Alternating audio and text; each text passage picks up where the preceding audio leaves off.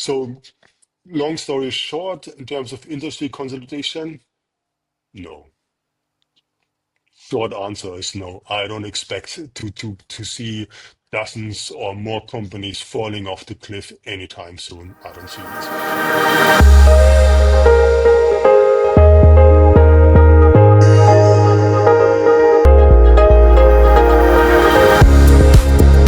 It's no exaggeration to say that China is central to the global energy transition.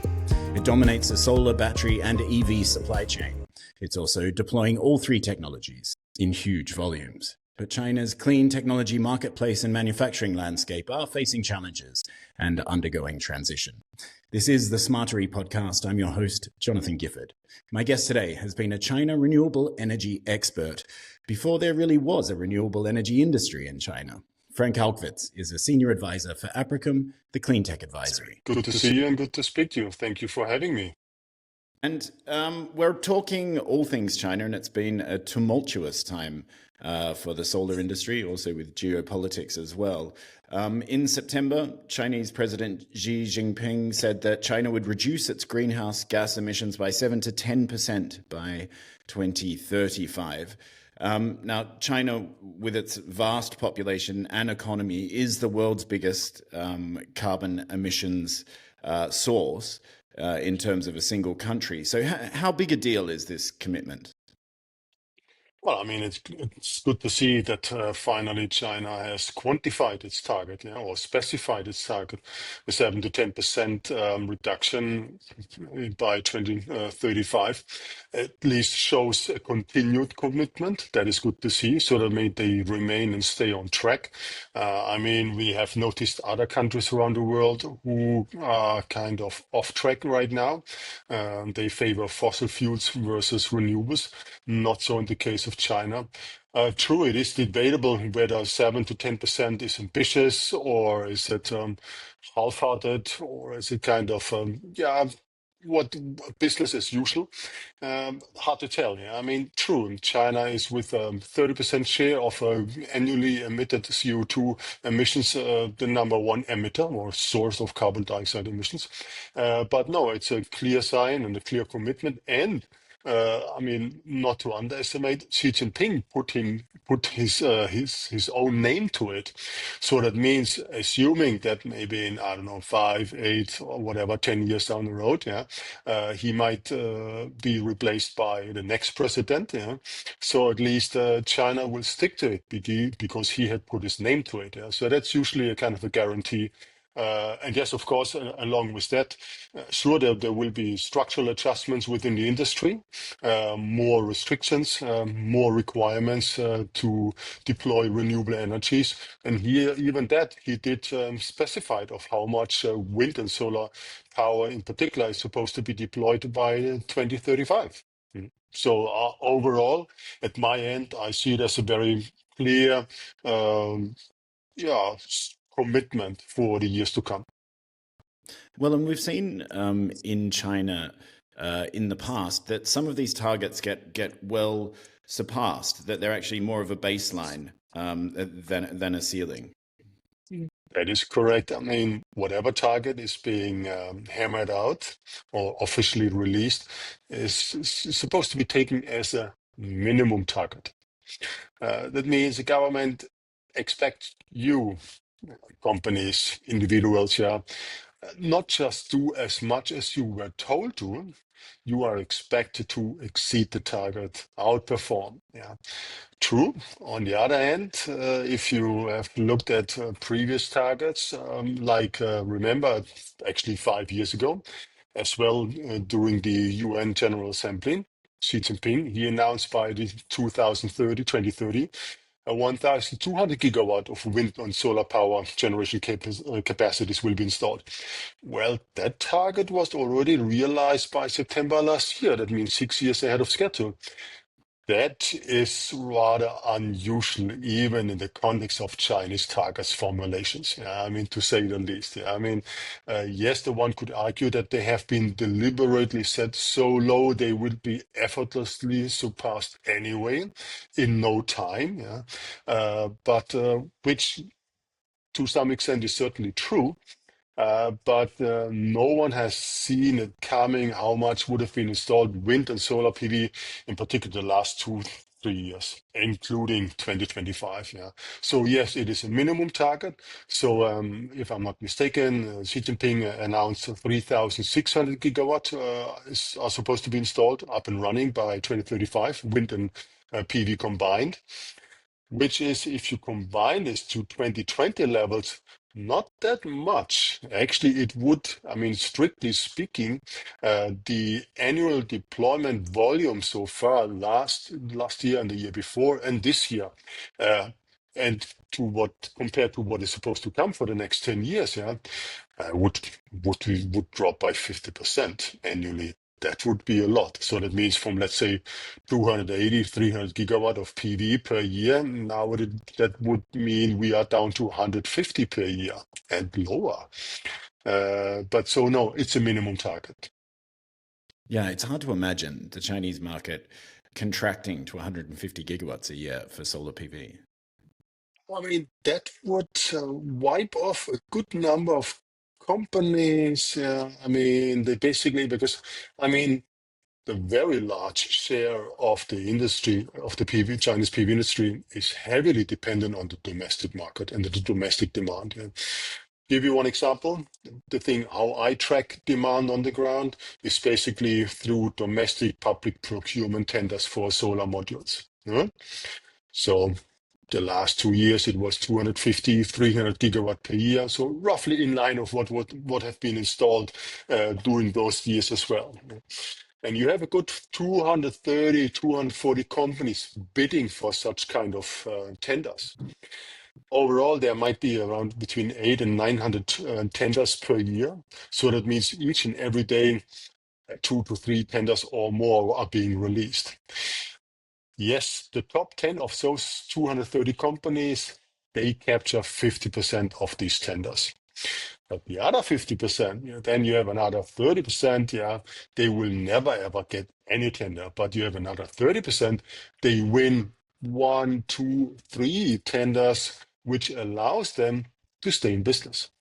So if now the market would contract by 50% to just 150 gigawatt per year, yeah, well, I wonder how a good number of companies would be able to stay in business. And I think that is not in the interest of the central and the local government, because that would result into a massive layoff of employed people.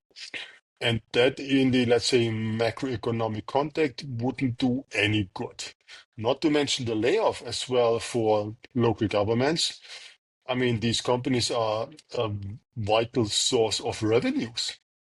So, I mean, if these companies are no longer manufacturing, no longer keep people employed, yeah, even the government will suffer because the revenues would dry up. Not acceptable. So that's why I have a hard time imagining the market contracting by 50%. Well, I mean, to be honest, next year I expect to see a kind of slowdown in annual installations. Why that? Because we are in a transition from one 5 year, the 14th, to the next, to the 15th 5 year plan. And usually during such kind of transition periods, and I've experienced a few over my 20 years on the ground, it's usually that as long as there's no visibility, as long as there's no guidance from, in this case, National Energy Administration or National Development and Reform Commission, if the industry, that means if the industry doesn't know how to move forward, yeah, under what kind of conditions, yeah, they usually take a wait and see approach. Yeah, I mean, until the fog has cleared, until the guidance has been officially communicated, yeah, and then they move along. True, a good number of fairly large projects are still in the pipeline, the so-called gigawatt bases, which are usually being executed by state-owned enterprises, yeah, utilities in particular. So that means that this kind of segment is still good to go, and usually even in China, such kind of large-scale projects require 2, 3 years planning, construction, executing, commissioning up and running. And there is a good number of such kind of projects in the pipeline, and I don't expect all of them to be executed by the end of this year. Actually, the NEA, the National Energy Administration, have released a third batch of such kind of projects. So they ensure the ball keeps rolling. What I will see, where I will see that the installation figures for next year will be lower compared to this year, is in particular in the distributed generation segment. That means notably CNI and residential, because China has a problem with its grid curtailment. It's now the national average is around 4%. And in some provinces, it goes beyond 10%. So it's not good if my power, which I can generate, is being curtailed from a project developer, let's say, financial perspective or return perspective. So that's Well, why for next year, I expect a contraction of the market, or definitely of a slowdown. yeah, but not a halving.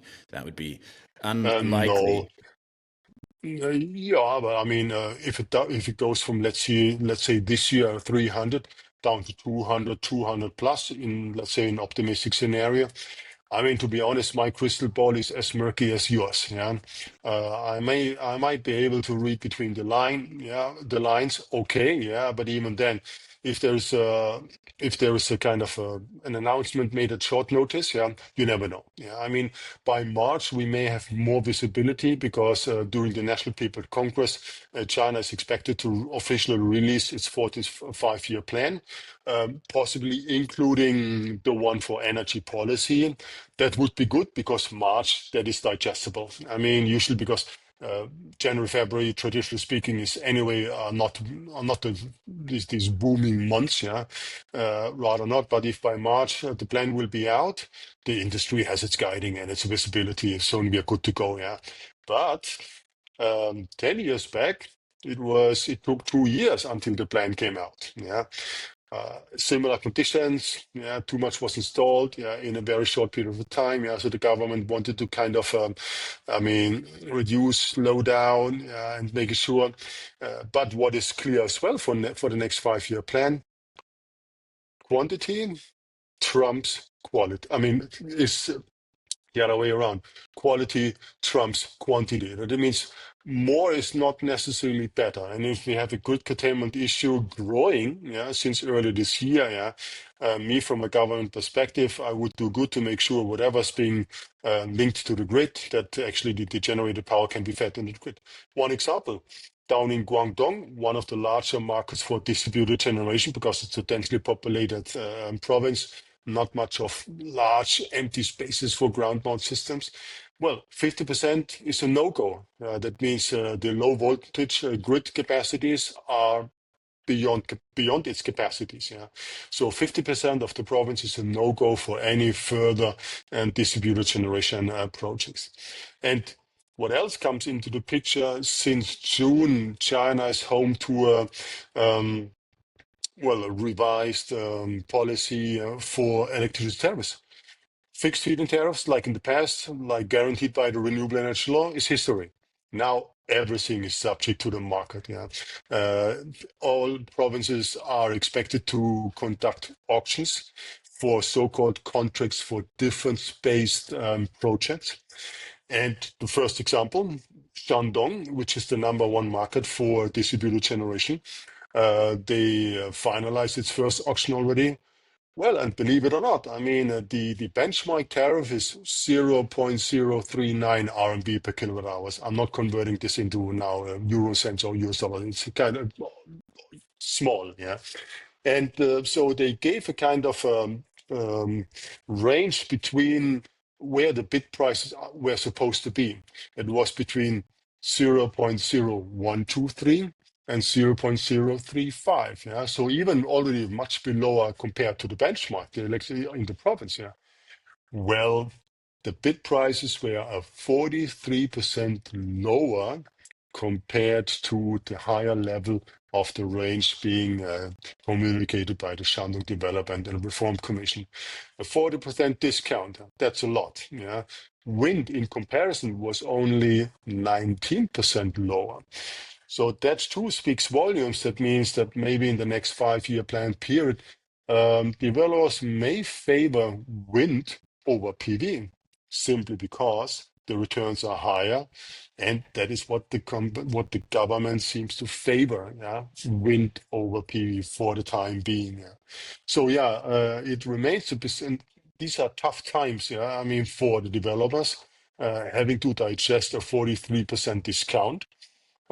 That means today 1 megawatt hour by PV costs you around 27 to 28 euro. Not much. That is not much. If you, as a developer, would like to generate or achieve a return between 5 to 7%, you have to be below $20. Yeah, so that is challenging. And that is only workable or achievable with large-scale ground-mounted systems. So C&I and solar home systems, nope. That even by low prices for modules and mounting structures and inverters and whatever you need for your system, yeah, that is hard to beat, you know, or hard to achieve. So that means, again, we might see a development rather favoring towards large-scale ground-mounted systems versus distributed generation. Well, and whenever there are these kind of transitions in a marketplace, there's always some upheaval and turbulence as developers and installation companies figure out the new business models. Where there's also been a lot of turbulence, of course, is in the manufacturing segment, where it's been extremely difficult times, something like 1.2 terawatts rather of manufacturing capacity, nameplate manufacturing capacity, which is more than twice global demand. And now we're seeing in the Chinese market is getting weaker. This extreme competition on cost that you were talking about, or on price. Is there any relief for the manufacturers inside, or will some of this capacity come out of the market? Yeah, I mean, we have been discussing about industry consolidation for a decade or longer. Maybe I've missed something, but I doubt. Actually, the problem just got from bad to worse to really bad. Yeah, I mean, it's 2.5 times nameplate operational production capacities versus global demand. Yeah, I mean, that is, well, I mean, there are a few things. I mean, you have existing TOPCon-based production capacities.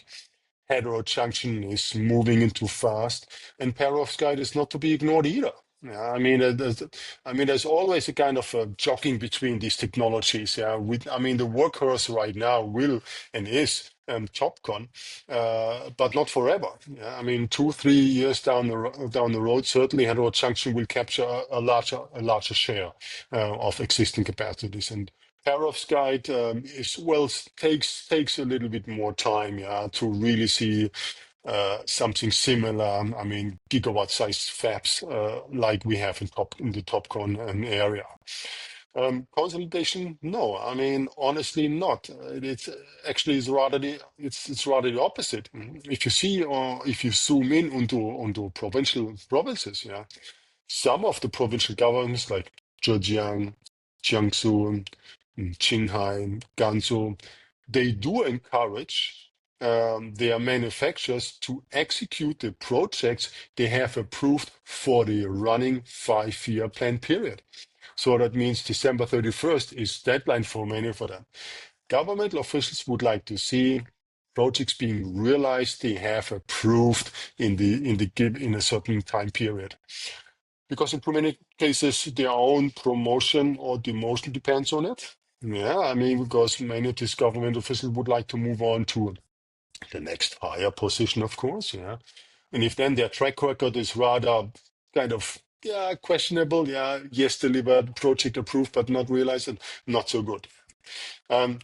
True, companies are always looking for niche markets now more. Yeah, I mean, for a greater diversification amongst the established manufacturers. I mean, have you seen one company? You have seen all. Yeah, I mean, if you are, let's say, a 0.1% higher efficiency no one really cares. So companies are very keen and try to make sure that there's a greater differentiations amongst themselves, so that customers see the difference between company A, B, C. Um, then, of course, money is still available, yeah, because the Chinese economy overall is doing not great, or at least is not as good as in the past.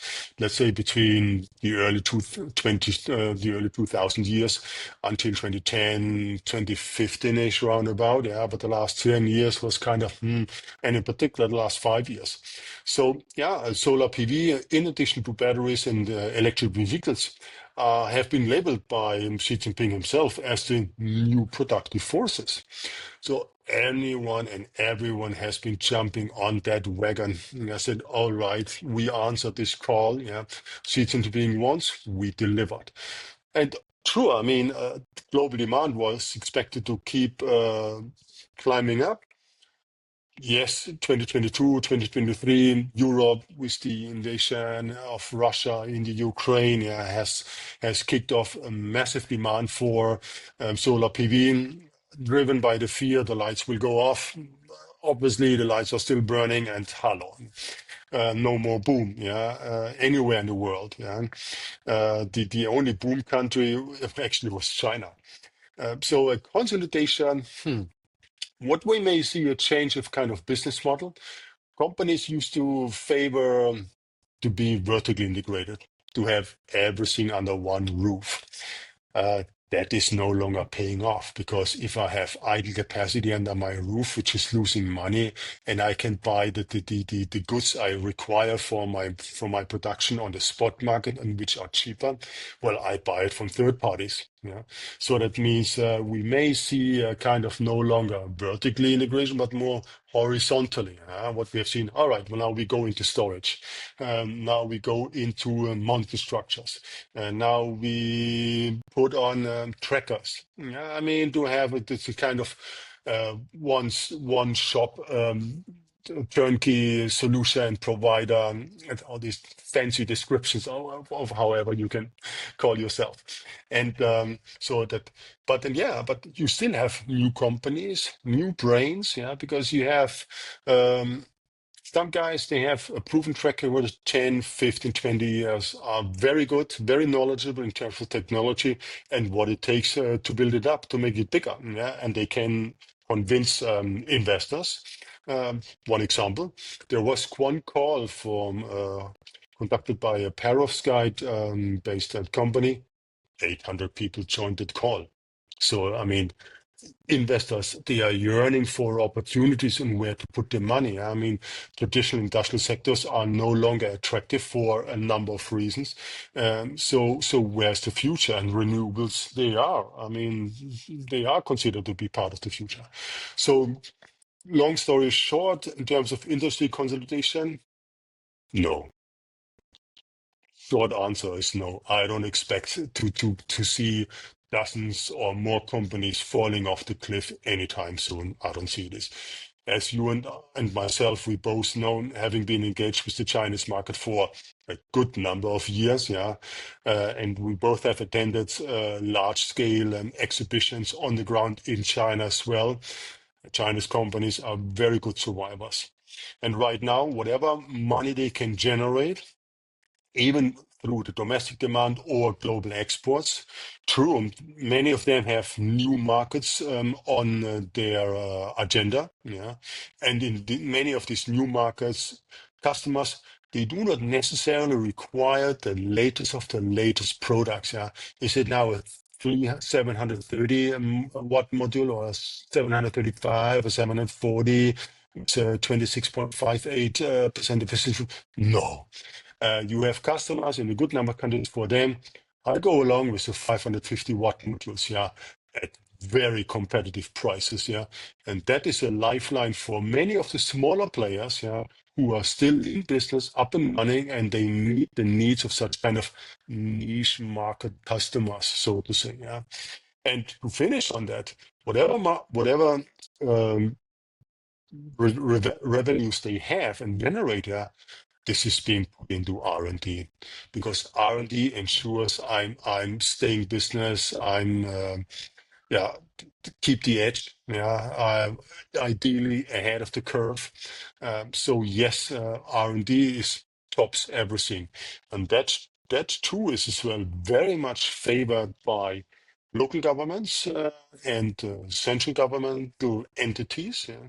And one indicator for that, how prominent the solar PV industry is now in the eyes of governmental officials, is that because, if I'm not mistaken, 8 to 10 provinces, they, during the now 14th five-year plan, came out with their own provincial action plan designed for the PV industry on the ground. Yeah, Shanxi, Gansu, Guangdong, Zhejiang, Anhui, you name it. Yeah, that used to be not the case. In the past, it was pretty much dominated by the MIT, Ministry for Information, Industry and Information Technology, MIT.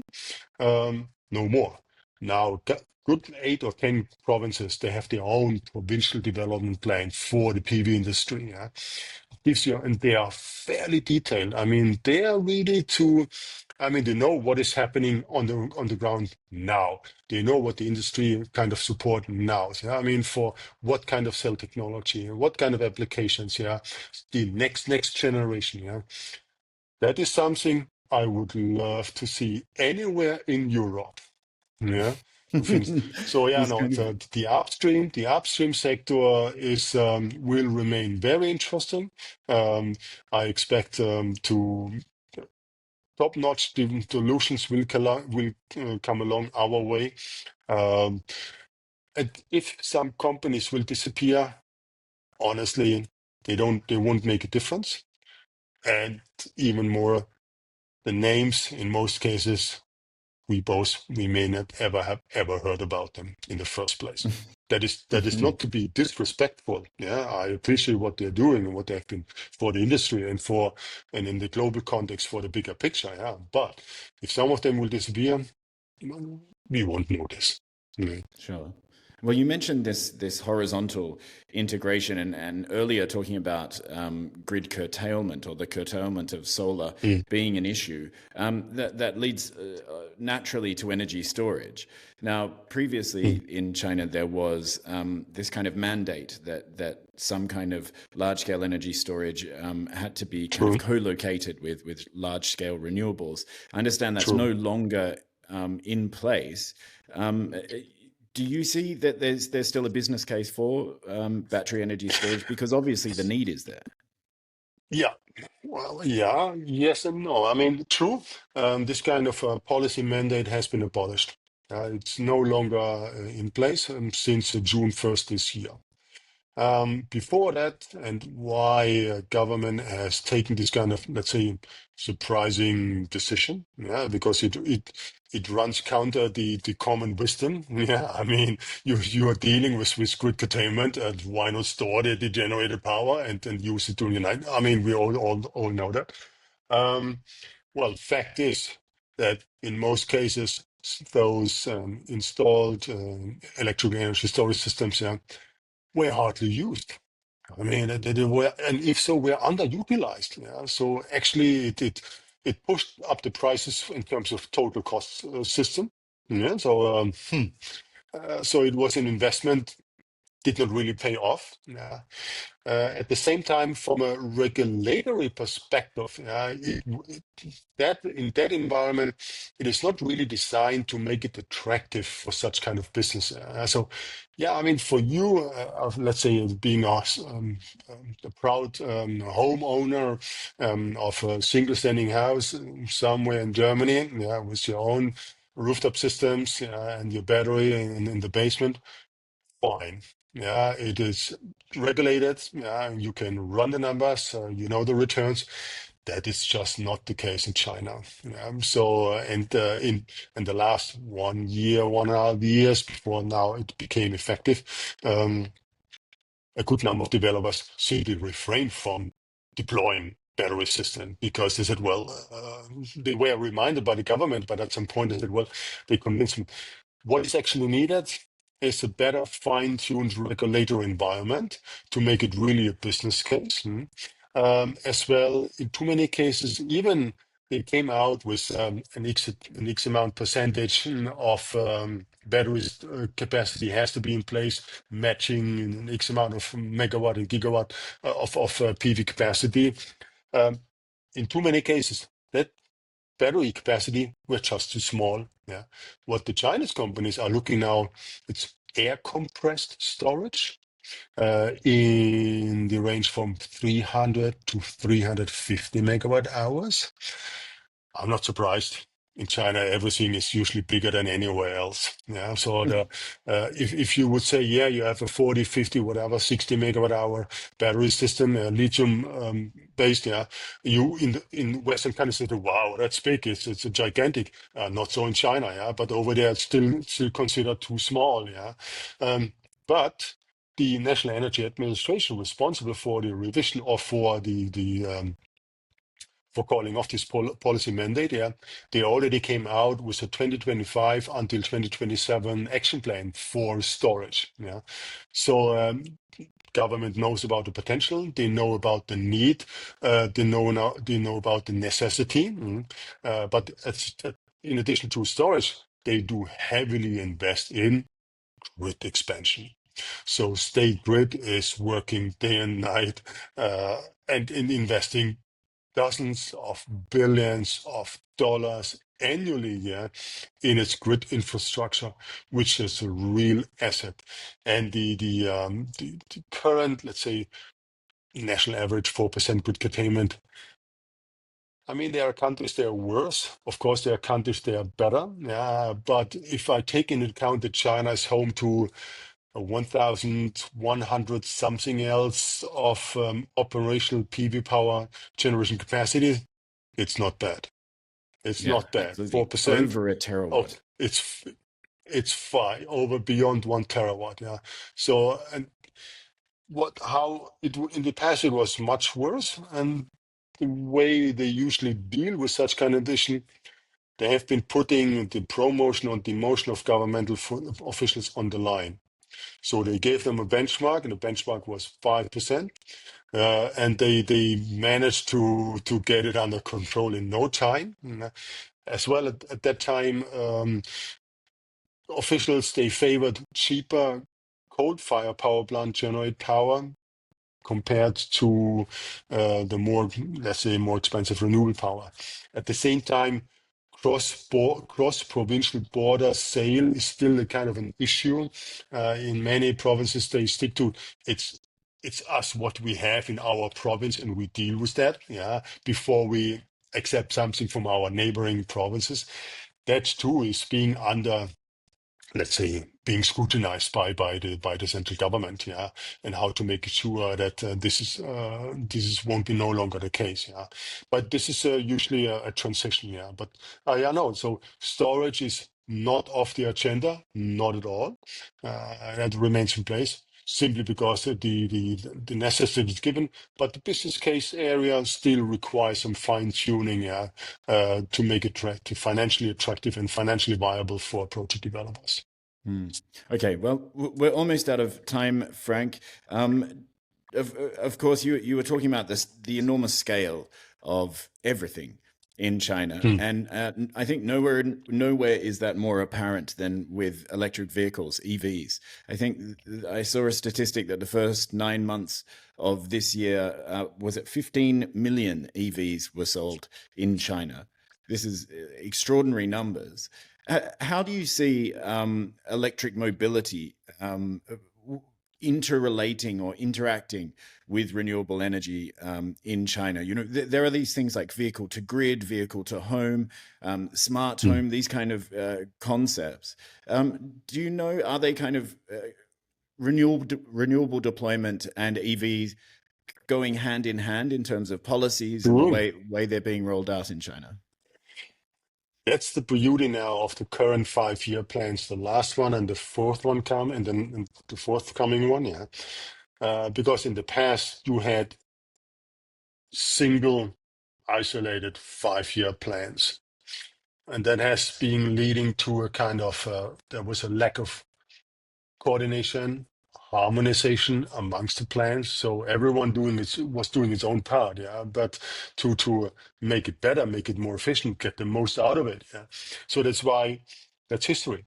Now all these plants have to be were combined into one single plant to ensure no more overlap, no more. I mean, you're heading towards A, and I'm heading towards B, and that's no longer the case. Yeah, just to ensure we are all of them are on the same page. Yes, the EVs and combined with renewables. Yeah, I mean, I remember having spoken to one Chinese colleague. He was saying, "Look, all along the highways, what do we need? I mean, we need." Um, Gas stations, I mean, for e-vehicles, so to say, yeah, so where they can charge. And what do we put there? Well, renewables, isn't it? Yeah, so that we can feed these e-vehicles with renewable energy power and not conventional power.